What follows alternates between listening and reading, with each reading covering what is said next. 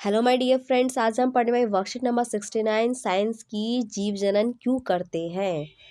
सबसे पहला निश्चेचन आता है। निश्चेचन होता क्या है? जब नर युग्मक और मादा युग्मक का अंडाणु मिलकर युग्मन बनाते हैं, युग्मनज बनाते हैं, तो उस प्रोसेस को, उस प्रक्रिया को हम निश्चेचन कहते हैं। क्या होता है जब निश्चेचन अंडे का नहीं होता है? तो देखिए, जब यदि अंडे कोशिका जो है उसका निश्चेचन नहीं होता है तो लगभग ये 1 दिन तक जीवित रहता है। हमें पता है कि जो अंडाणु होता है वो हर महीने एक एक अंडा क्या करता है, बाहर निकालता है। और गर्भाशय की जो अंदरूनी दीवार होती है वो मोटी होती है और फिर धीरे धीरे अगर निषेचन नहीं हुआ तो वो सारी पतली पतली जो परतें हैं वो सब टूट कर योनि मार्ग से रक्त और म्यूकस के रूप में बाहर निकल के आ जाती है। और ये प्रोसेस, जो ये प्रक्रिया है वो हर महीने होती है। इस प्रक्रिया को ऋतुस्राव, मासिक चक्र या फिर रजोधर्म भी कहते हैं। दूसरा आपका जनन स्वास्थ्य। जनन स्वास्थ्य क्या होता है? ये वह अवस्था होती है जब किसी भी व्यक्ति को प्रजनन के लिए वो शारीरिक रूप से, भावनात्मक रूप से, व्यवहारिक रूप से और सामाजिक रूप से वो पूर्ण रूप से स्वस्थ हो, तैयार हो। ये व्यक्ति के लिए बहुत ही जरूरी है कि वो अपना जनन स्वास्थ्य का अच्छा ध्यान रखे, साथ ही साथ पौष्टिक भोजन ले और प्रजनन के अंगों का पूरा स्वच्छता से ध्यान रखे। इसकी स्वास्थ्य सफाई रखने से क्या होगा कि वो भी इंसान सही रहेगा, बीमारियों से बचा रहेगा। और जो आगे वो नेक्स्ट जनरेशन यानी कि जो नेक्स्ट पीढ़ी को जन्म देगा तो वो भी क्या रहेगी, साफ और सुथरी और साथ ही साथ क्या रहेगी, स्वस्थ रहेगी। सेकंड आपका देखिए, परिवार नियोजन की आवश्यकता क्यों है। परिवार नियोजन होता क्या है कि माता पिता क्या करते हैं कि अब हमें बच्चे नहीं चाहिए, तो उसके बाद वो परिवार नियोजन की आगे काम करते हैं। परिवार नियोजन में ये किस लिए जरूरी है? क्योंकि जो हमारा समाज है और राष्ट्र है इसके लिए महत्वपूर्ण है कि बच्चों के जन्म का नियंत्रण करना चाहिए। वैसे भी क्या हो रही है, चारों तरफ पॉपुलेशन जो है, जनसंख्या बहुत ज़्यादा बढ़ी हुई है। अगर हम लोगों की जो जन्म का जो रेट है वो हमसे नहीं रोकेंगे, कम नहीं करेंगे, तो क्या होगा, हमारे देश की जो अर्थव्यवस्था है और जो जितने भी स्रोत है वो क्या हो जाएंगे, वो खत्म हो जाएंगे। उनके संरक्षण करने के लिए परिवार नियोजन करना क्या है, बहुत जरूरी है। आगे देखिए, सुरक्षित यौन संबंध है। HIV एड्स के बारे में बताया हुआ है। ऐसे बहुत से रोग होते हैं जो यौन संपर्क से होते हैं, जैसे कि कवक, विषाणु का संक्रमण होता है, मस्से होते हैं, HIV एड्स होता है। सबसे भयानक बीमारी इसमें HIV एड्स है, जो कि ये सबसे ज़्यादा अधिक संक्रामक होती है। इसको ये असुरक्षित यौन संबंध के कारण होता है। इसके अवरोध के लिए यानी कि अवरोध लगाकर यानी कि कॉन्डोम का इस्तेमाल करके हम इसको रोक सकते हैं, ताकि ये एक साथी से दूसरे साथी तक ना पहुँचे।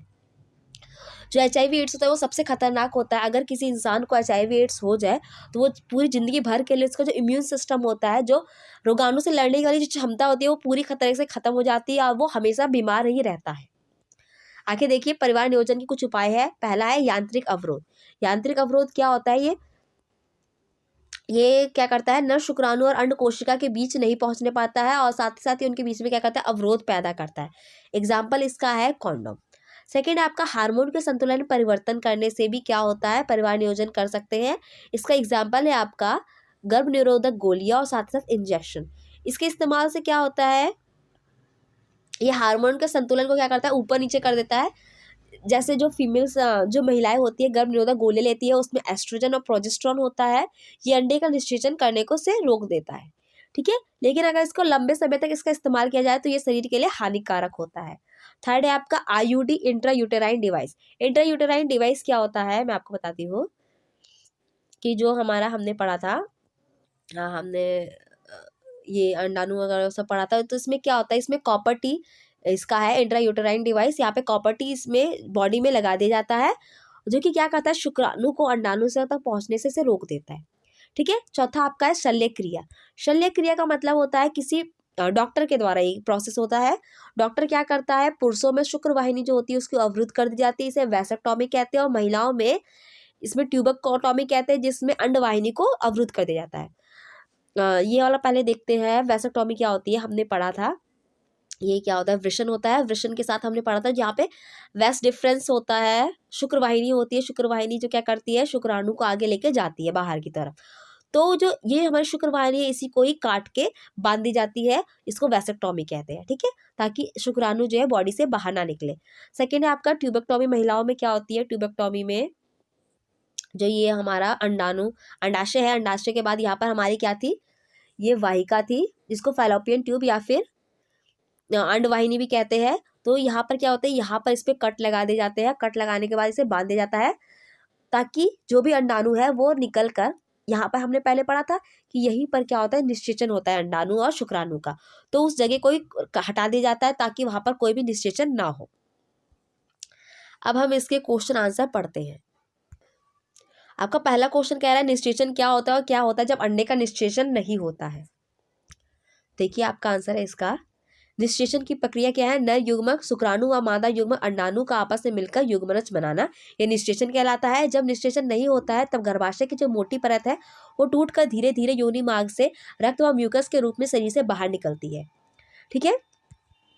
दूसरा आपका क्वेश्चन है कि परिवार नियोजन के विभिन्न उपायों का वर्णन कीजिए कि कौन कौन से इसके उपाय है। तो आपका आंसर देखिए, परिवार नियोजन के उपाय कौन कौन सा है। पहला है यांत्रिक अवरोध, इसका उदाहरण कॉन्डोम है। सेकंड है हार्मोन व संतुलन में परिवर्तन, इसका उदाहरण आपका गर्भ निरोधक गोलियां या फिर इंजेक्शन।